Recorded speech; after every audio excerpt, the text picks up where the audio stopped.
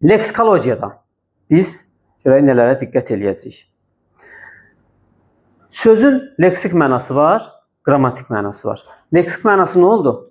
İlkin mənası. İlk ağlımıza gələn məna. Kitab bizə bilik verən, məlumat verən bir mənbə. Stol üzərində nəsə iş görmək üçün istifadə edildiyimiz bir əşya. Qrammatik məna nədir uşaqlar? Onun hansı nitq hissəsi olması. Sözün leksik mənasını 4 yolla izah edirik. Neçə yolla izah edirik? 4 yolla izah edirik.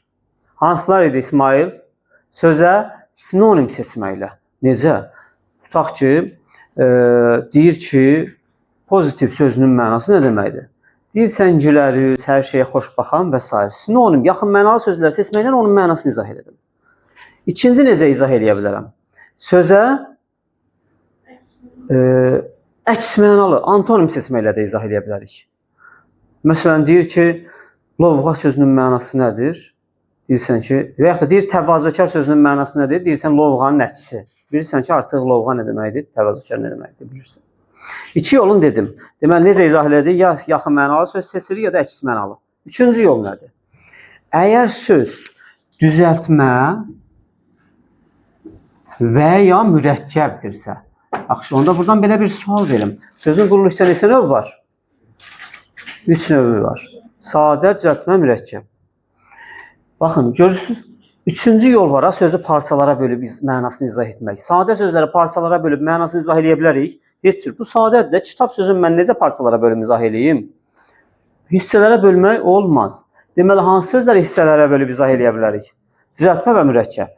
Düzəltmələri necə? Məsələn, deyəcək, dənizçi nə deməkdir? Tutaq ki, deyəcəksən ki, dəniz böyük bir su hövzəsi, çi də insan anlayışı bildirən bir söz yaradır. Deməli, orada dənizçi insan. Düzdür? Dənizdə nə işlə məşğul olan insan. Mürəkkəb sözlərdə təbii ki, bilirsiniz ki, yəni 2 və daha artıq söz birləşir, bir-bir mənalarını izah edib, siz onun leksik mənasını aydınlaşdıra bilərsiniz. Və dördüncü yol nədir? Ən çox da istifadə etdiyimiz yol uşaqlar, dördüncü yoldur. Məsələn, mənə deyir, kitab sözünün leksik mənası nədir? Baxıram buna, sinonim tapa bilmirəm, antonim ümumiyyətlə yoxdur, hissələri də bölə bilmirəm, amma uşaq da soruşur, kitab nədir? Deyirəm ki, bizə məlumat və yaxud da bilik verən müxtəlif kağızların, üstü yazılı kağızların birləşməsi. Ən sadə də, yəni uşağa bu formada izah edə bilərik də. Düzdür? Və yaxud da deyəcək ki, yüyürmək nədir? Deyəcəksən ki, bax, yerimək nə olduğunu bilirsən, deyəcək, hə. Deyərsən, bir var yavaş yeyirsən, bir də var iti addımlara yeyirsən. O, nə olur? Yüyürmək, yəni qaçmaq mənasında. Və yaxud da ona sinonim də deyə bilərsən, qaçmaq, fərqi yoxdur. Sözün leksik mənasını neçə yolla izah etdik? 4 yolla. Ya sinonim seçirik, ya antonim seçirik, ya hissələrə bölüb mənasını izah edirik, ya da hərəkət və yaxud da əlamətini izah edirik. Sonra, orada sözün həqiqi və məcazi mənasında yəqin ki, heç kimin bir çətinliyi yoxdur. Onsuz mətnlərdən nə qədər lazımsa onu toxunacaq. Mən gəlirəm bir an öncə nəyə? Frazeoloji birləşmələr.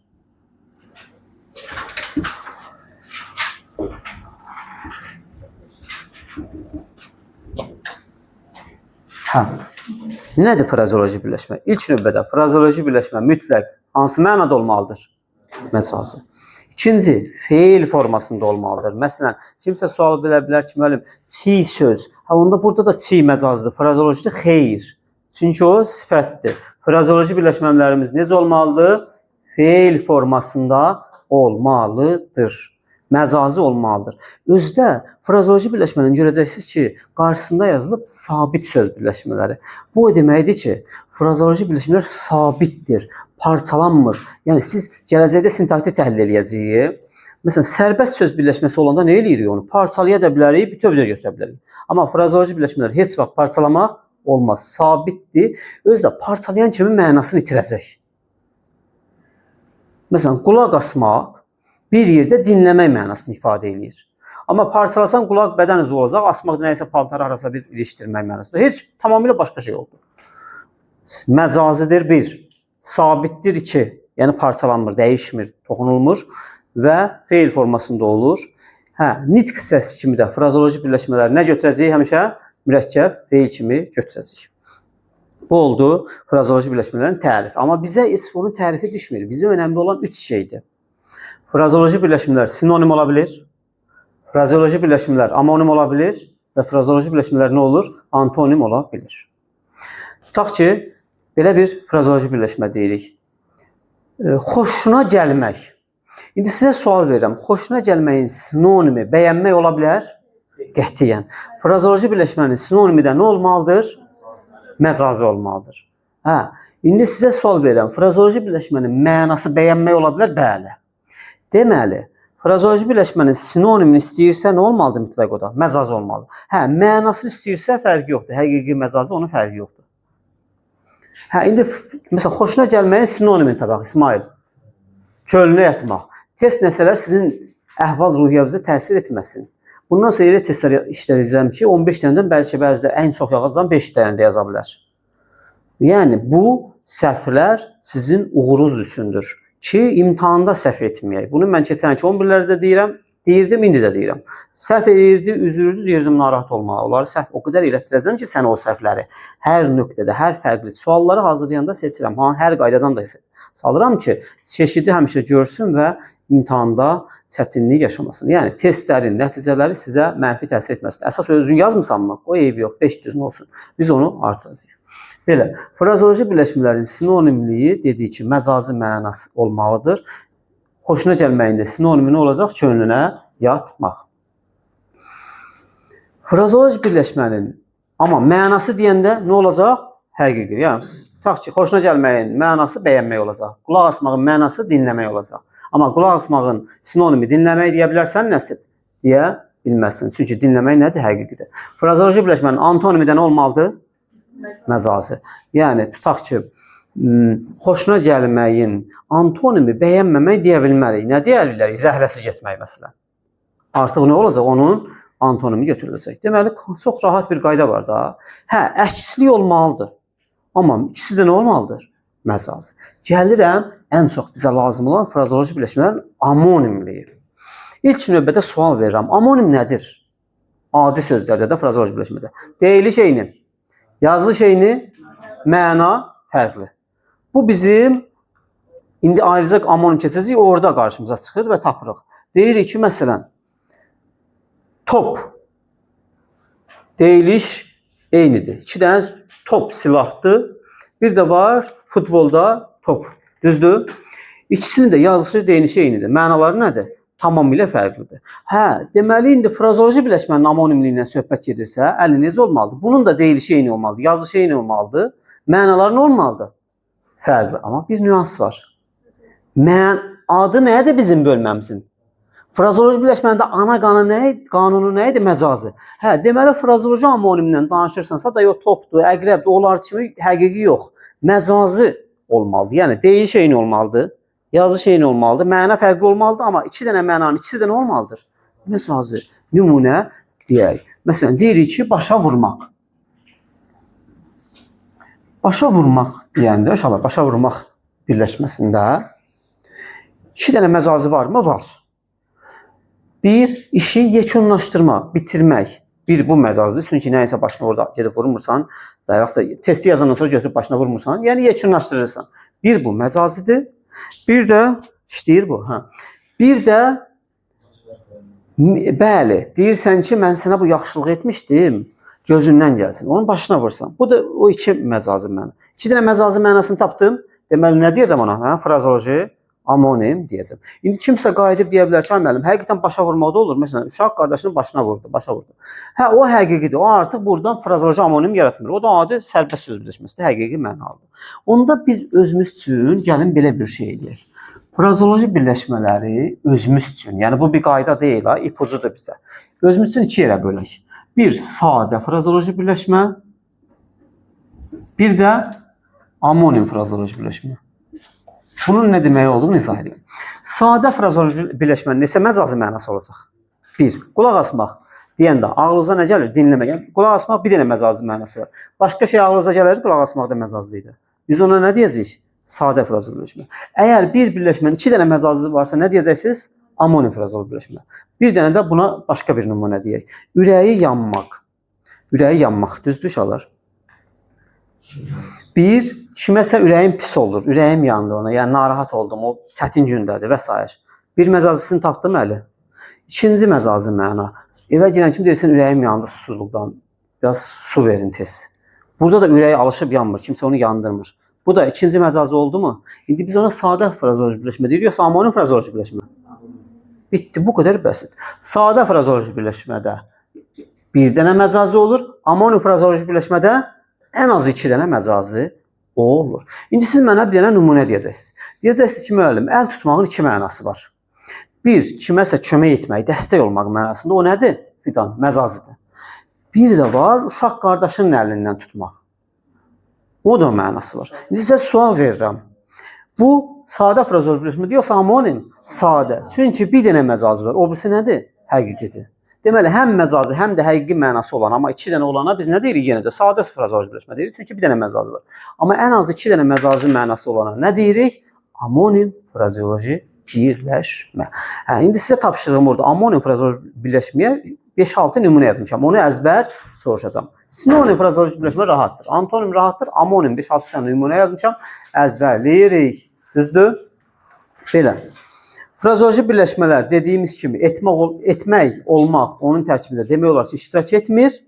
İstisna, üzünə ağ olmaq, ağ eləmək və s. Bu tipli frazoloji birləşmələr var. Keçirsiniz çox mənalı söz və amonim.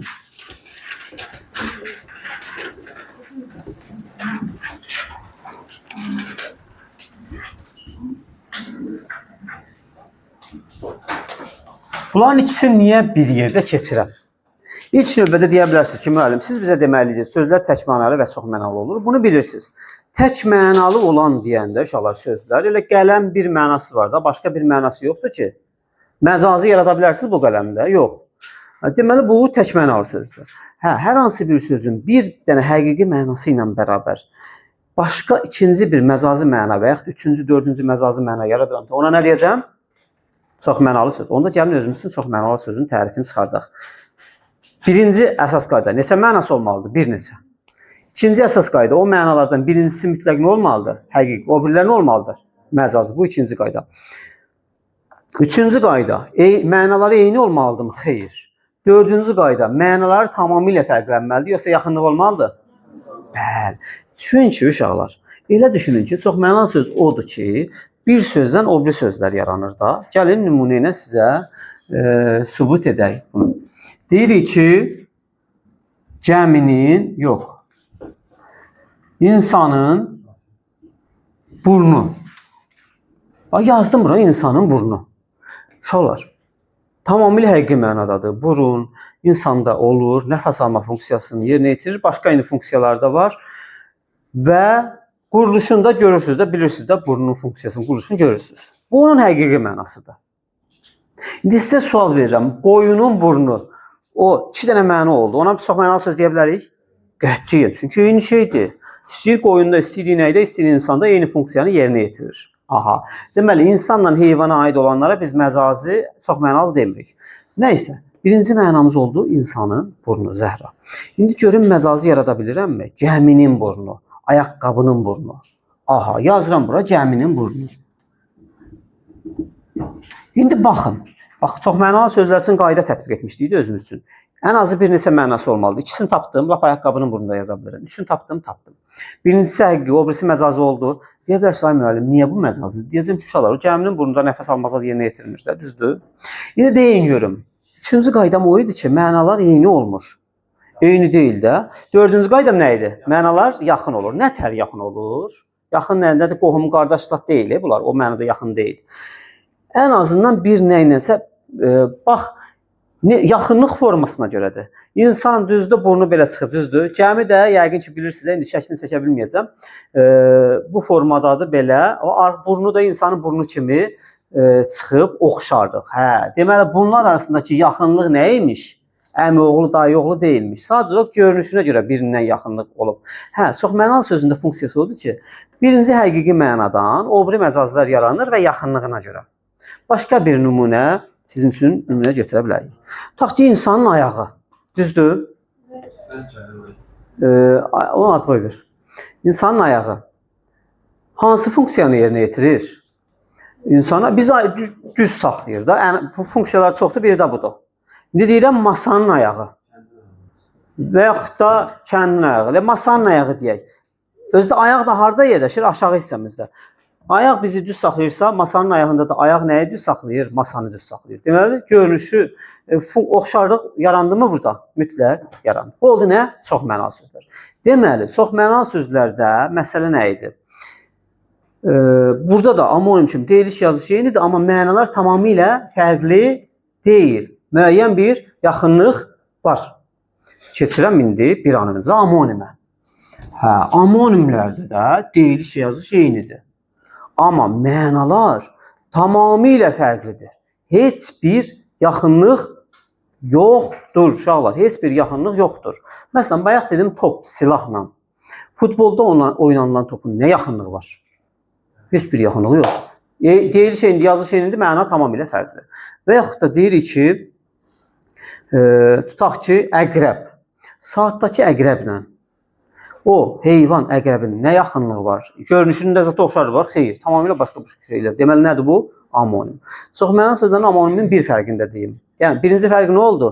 Amonimlər, mənalar tamamilə fərqli olur, yaxınlıq olmur. Çox mənalı sözlər nə olur? Mənalarda müəyyən bir yaxınlıq var. İkinci fərq, çox mənalı sözlər həmişə eynin diksiyası olmalıdır. Yəni, isimdirsə, isim getməlidir. Feildirsə, feil getməlidir. Amonimlər eynin diksiyası da ola bilər, müxtəlif diksiyası da kimi işlənə bilər. Məsələn, indi əqrəb isim idi, düzdür. Gəlin bir nümunə deyim, dolu. Bir dolu qab. Burada nə oldu? Sifət. Bir də yağır da dolu, kristallaşmış, nə bilim, nə, bu forma. Bu nə oldu? İsim. Amma artıq fərqli diksiyası oldu. Və yaxud da tut, yediyimiz meyvə. Oldu isim. Amma kimisə tut, nə oldu Xədicə? Feil. Görürsünüz, yəni eyni də ola bilər, fərqli də ola bilər bizim üçün. Bu önəmli deyil. Əsas məsələ mənaları nə olmalıdır? Həqiqi. Amma çox mənalı da nə idi? Birinci həqiqi, o birilər məcazi. Tamam, çox mənalı ilə amonimin fərqini izah etdik.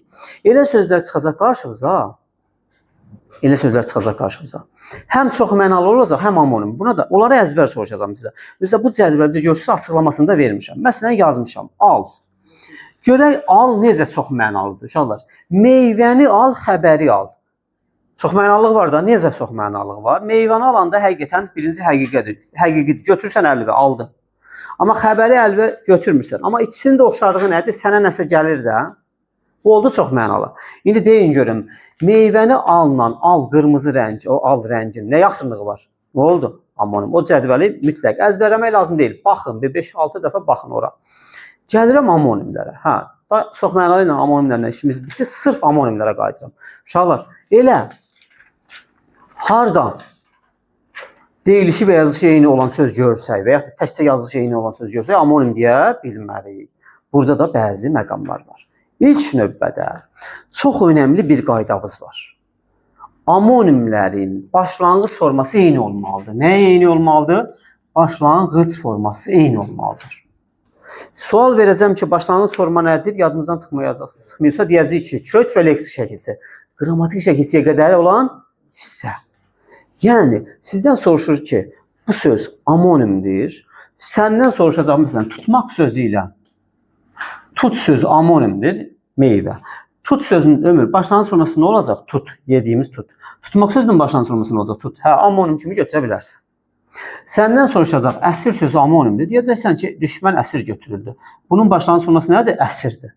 Küləyəəsirin başlanğıc sonrası nədir? Əsdir. Başlanğıc sonrası nə oldu? Fərqli oldu. Nə olsun? Yazılış eynidir. Deyiliş eynidir. Amma amonim deyil. Niyə? Başlanğıc forması fərqlidir. Deməli, amonimlərimizin birinci şərtlərindən də biri nə oldu? Başlanğıc forması eyni oldu. Və yaxud da yazmışam kitabda. Daşı. Uşaq daşı mənə atdı. Başlanğıc forması nə oldu? Daş. Bir də yükü daşı. Onun başlanğıc forması nə oldu? Elə daşı. Artıq amonim deyil. Nə olsun eyni cür yazılır, eyni cür deyil. Hətta vurğusu da eynidir. Amma amonim deyil. Niyə? Başlanğıc forması fərqlidir. Bu bizim ana qanunumuz olsun. Sonra uzun sayətə görə neçə söz keçmişdik? 4. Nərə, əyan, dava, bəzən.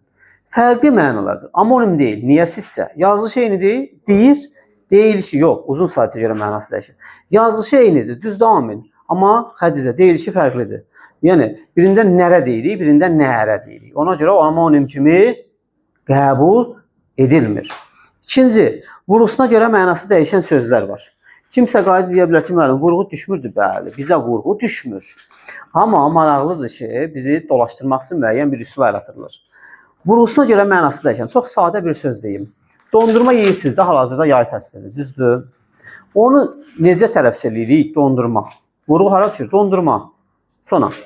Bir də deyirik ki, əti, suyu dondurma. Dondurma. Vurğu hara düşdü? Madən əvvəl. A. Yazılı şeyin idi, amma deyiliş fərqanə eyni oldu. Eyni olmadı axı. Birində vurğu sona düşdü, birində ondan əvvələ düşdü. Deməli, amonim götürmürük. İndi siz də deyəcəksiniz ki, müəllim, mən orada vurğu axtarmayacağam ki, bəli, vurğu axtarma. Onda sizə gəlin bir yolu, qısa yolunu deyim. Bax, bura mən yazmışam. Vurğusuna görə mənası dəyişən sözlər. Ən çox hansı sözlərdir? 3 cür sözlər var. Sonu nə ilə bitənlər? İk. Nə ilə bitənlər? İklər. Fanatik, elektrik, estetik, qrafik, akademik, satirik. İkinci, sonu nə ilə bitənlər? Mamə ilə bitənlər. Qovurma, dondurma, alma, alma, gəlmə, gəlmə, çəkmə, çəkmə. Bir də sonu ın, in ilə bitənlər. Səhifə 21-də. Bir də sonu ın, in ilə bitənlər. Əkin, əkin, gəlin, gəlin, biçin, biçin. Bunlar amonim götürülür. Baxın, bax, bu hissə var, bax, bu hissə. Bu hissə. Gördün? Bu hissəni əzbərləmək lazım deyil. Oxuyun 5-6 dəfə. Deyin ki, hə, müəllim bizə ipucu demişdi. Baxın, bu sözlərin hamısının sonu nə ilə bitir? İklə. Deməli, bunlar vurğusuna görə mənası dəyişdiyi üçün amonim deyil. Sonra deyəcəksiniz ki, burada, məsələn, mamə ilə olan sözlər var. Hə, mamə ilə sözlər yazın müəllim. Alma, alma, gəlmə, gəlmə. Bunlar da fidan nədir? Amonim deyil. Bir də ın ilə yazılıb. Biçin, biçin. Gəlin, gəlin. Düzdür? Dərin, dərin. Dərin quyuda. Dərin quyu demirəm ki, necə deyirəm? Dərin quyu, rinə düşdü. İndi deyirəm, gedin meyvələri dərin, əmr verirəm. Vurğu əvvələ keçdi. Amonim deyil. Bunu da öyrətdim sizə. Onun adı nədir? Görəcəksiniz. Amaqraf yazmışıq onun adı. Amma onun adının amaqraf olmamaq sizə o qədər də önəmli deyil. Əsas odur ki, bilin ki, səndən soruşacaq ki, çəkmə amonimdir. Sən deyəcəksən, hə, 2 mənası var. Bir ipi çəkmə, bir də çəkmə geyindim. Axı, nə olsun 2 mənası var? Deyilişləri fərqlidir. Vurğusuna görə mənası dəyişir. Amonim deyil. Qəşəng. Uzun sayta görə mənası dəyişən sözlərdə amonim olmadı və xüsusi isimlər. O niyə amonim olmur uşaqlar? Çünki o xüsusi isimlər var. Tutaq ki, götürək Nicat sözün. Düzdür? Nicat insan adı var. Nicat həm də ümumi bir isimdir də, Nicat. Amonim deyil. Murad, arzu çatmaq, düzdür? Məryəm. Bir də Murad insan adı var. Amonim deyil. Niyə amonim deyil? Çünki həmin o insanlara verilən adlar var, elə oradan götürülüb də. Yəni mənası demir ki, özü yazılışı da eyni deyil. İnsan adları necə yazmalıyıq? Böyük hərflə. O digər sözlər kiçik hərflə yazmalıyıq. Ona görə xüsusi isimlər amonim kimi götürülür. Xəzər sözü amonim deyil, yaratmır və s. Mehriban sözü həm sifət kimi işlənir, kiçik hərflə yazılır. Amma insan adı da var mehriban. Amonim deyil. Hə, 2 dənə söz var. Amonim ola da bilər, olmaya da bilər. Bax, indi bu sözü mən böyük hərflə yazıramsa amonim deyil. Çünki qax rayon adı var. Bir də başına qax. Böyük hərflə yazsın, bir mənasında olacaq 100%. Bu rayon adı kimi nəzərdə tutulub. Deməli, bu amonim deyil. Amma bu söz amonimdir. Necə? Başına qax. Nəyisə etdiyim bir şeyi başına qax. Bir də meyvə qurusu. Meyvə qurusu, alma qurusu. Nə olur? Qax olur. Deməli, amonimdir. Böyük hərflə yazsam, amma amonim deyil. Çiçək. Böyük hərflə yazdım. Çiçək. Amonim deyil. İnsan adı kimi nəzərdə tutmuşam. İndi kiçiklə yazıram. Amonim olacaq. Xəstəlik var, çiçək, bir də çiçək, gül. Kiməsə gül, çiçək verirsən. Yəni, insan adı kimi amonim götürülmür. Bəli. Aydın oldu. Xüsusi isimlər amonim deyil. Vurğusuna görə mənası dəyişən sözlər amonim deyil. Başlanğıc forması eyni olmayan sözlər amonim deyil. Uzun sayta görə mənası dəyişən sözlər amonim deyil. Bir hərfinə və ya da səsinə görə fərqlənən sözlər amonim deyil. İndi 4-5 söz var. Onlar amonim ola da bilər. Amma formda ola bilər. Yəni, başlanğıc forması da dəyişə bilər. Bizə deyəcək, qazan sözü amonimdir, deyəcəm hə. Deyəcək, amonim deyil, deyəcəm hə. Nətər olur bu? Deməli, burada 3 dənə məna var. Qazan. Baxaq, səma. Gəlin, birinci bunun yazaq. Əşya kimi yazam da, mətbəxdə istifadə etdiyimiz bir əşya. Bir də buraya yazıram pul da biləcəksiniz də nədən söhbət gedir. Pul qazan. A. Değerli şey nedirmi? Yazı şey nedirmi? Ən əsas birinci demişim ana qanun. Başlanğıc forması nədir? Bu qazanı mən başlanğıc forması ilə qazandım, parçalamayacağam ki. Bir də pul qazanda da qaz deyil ki, qazandı da. Qazıb qazanmırsan ki. Deməli, başlanğıc formaları eynidir, vurğu eynidir, yazı şeyinidir, deyili şeyinidir. Nə oldu bu ikisi? Amonim oldu. Keçirəm bura. Bu üçüncü mənası nədir? Məsələn, buraya yazıram yer qazan. Traktor, nə bilim, nəsə yeri qazır, lapatka ilə, nəysə. Yeri qazan insan və s. Onun başlanğıc forması nə oldu? Qazır da, düzdür? Anqrammatikdir, feili sifətdir. Bu isə bunlarla amonim deyil. 4 dənə belə söz var. Onları da mütləq və mütləq sizdən soruşacağam. Sonra sinonim və antonimlər. Burada çox deyiləsi çox şey o qədər də yoxdur. Niyə? Çünki hamınız bilirsiniz. Sinonim nə oldu? Yaxın mənalı sözlər. Antonim nə oldu? Əks mənalı sözlər. Amma sinonim hər yaxın mənalı sözə sinonim deyə bilmərik. Mütləq nə olmalıdır? Eyni diksiyası. Antonimlərdə mütləq nə olmalıdır? İndi gəlin bir dənə ümumiləşdirmə aparaq. Çox mənalı söz nə olurdu? Eyni diksiyası. Sinonim nə olurdu? Eyni diksiyası. Antonim eyni. Amonim üçünsə fərqi yoxdur. Sakit, tələsməyin. Sinonimdə necə eyni diksiyası? Məsələn, çiğ ilə bişməmiş mənası eynidir. Amma sinonim deyə bilməzsiniz. Çünki biri sifətdir, çiğ. Bişməmiş feildir. Sinonim deyil. Sinonimin də ana qanunu budur. Və ən əsas məsələ. Bu hissə var, bu arxaizmlər. Bu sözlərin mənasını götürüb əzbərləmək lazım deyil. Bu hissəni elə belə oxuyun. Yəni o ümüşləş olan olmayan sözləri oxuyun. Amma əzbərləmək hər hansı bir şey lazım